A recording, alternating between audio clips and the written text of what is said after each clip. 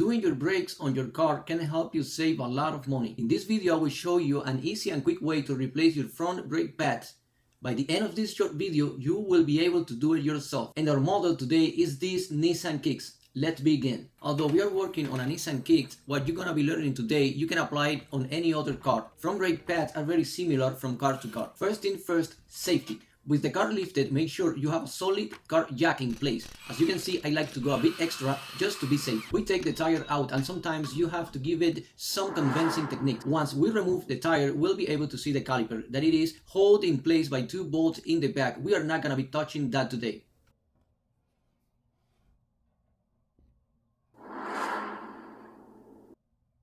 Instead, we are going to locate these other two bolts. You will see one is on the top and the other one is at the bottom. Loose the one that is on the top, but do not take it completely out.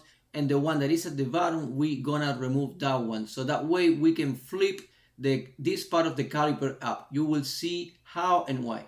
Using a 14mm, go ahead and start loosening those bolts. It should be relatively simple. If you have ever done this type of job before, let me know in the comments how it went for you. If this seems like a lot of steps, don't worry, take your time and you'll get it done. Once you have done it once, it is much easier the next time. If saving money is your priority, you will be saving a lot by doing this by yourself. Here is a tip. When you are checking your brake pads, always inspect the rotor surface for deep groove or uneven wear. If you feel any ridges, it might be time to resurface or replace the rotors. Now this is the part of the caliper that we are gonna be moving up. Right here, I'm gonna go ahead and move it up. Right here we have the brake pad ready to be removed. The reason why we move this up instead of down is because of the brake line. We don't want to put any stress on it. We don't want to break it, we don't want to put stress on it.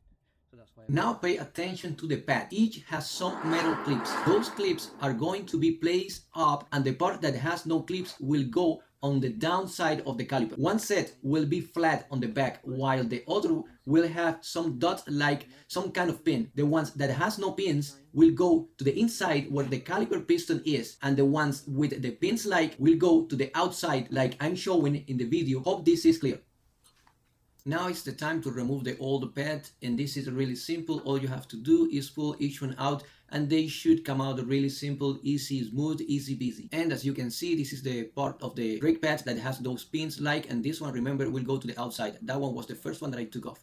Now for the second pad, as you can see, this one has no pins, it's flat, and this is the one that goes toward the brake caliper piston. It is easy to remember where each pad will go, just common sense.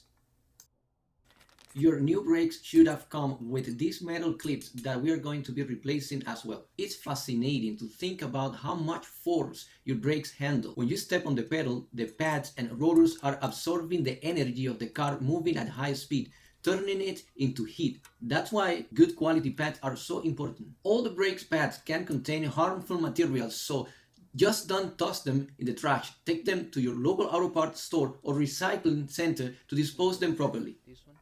Now, when placing the new pad back to the caliper, pay attention to the clips. You want to place the ones on the pad under the ones on the caliper, like you will see me doing in the video. Placing the bottom tab first and then rotating the pad while inserting the upper tab for me was a lot easier. And just like that, we got the outer one in place. Let's go ahead and move to the inner one. With this one, the inner one, I'm just repeating the same process. Placing the pad in diagonal helped me to put it in the right place, really smooth. One common mistake when replacing brake pad is not to cleaning the caliper brake properly. Dirt and rust can prevent the new pad from sliding smoothly, causing uneven wear. Take a minute to clean everything. It makes a big difference. Using this tool will push the caliper cylinder back. Remember, your old pads were thin.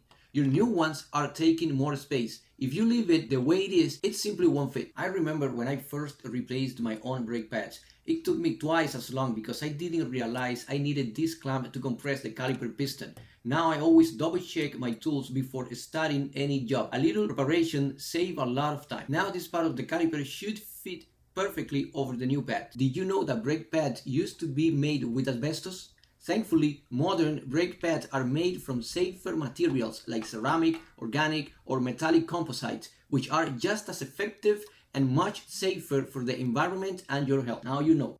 Now it's the time to place that bolt that we took off from the bottom part, and remember the one on the top is loose, so we have to secure both and make sure they are tight. Not too much, not too little, just the right amount of force. When tightening the caliper bolt, it is important to use a torque wrench to ensure they are tightened to the manufacturer specifications. Over tightening can strip the thread, while under tightening could cause the caliper to become loose while driving, which we don't want that. If you know the right torque for this bolt, please leave it in the comments. The community will appreciate that. I had a friend who ignored the squealing sound from his brakes for weeks. By the time he checked, the pads were completely gone and the metal backing had destroyed the rotors. Trust me, if you hear any squealing or grinding, don't wait. Replace those pads.